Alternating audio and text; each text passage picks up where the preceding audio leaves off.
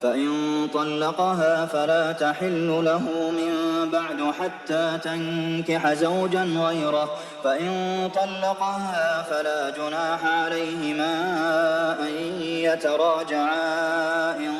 ظنا أن يقيما حدود الله وتلك حدود الله يبينها لقوم يعلمون وإذا طلقتم النساء فبلغن أجلهن فأمسكوهن بمعروف أو سرحوهن بمعروف ولا تمسكوهن ضرارا لتعتدوا ومن يفعل ذلك فقد ظلم نفسه ولا تتخذوا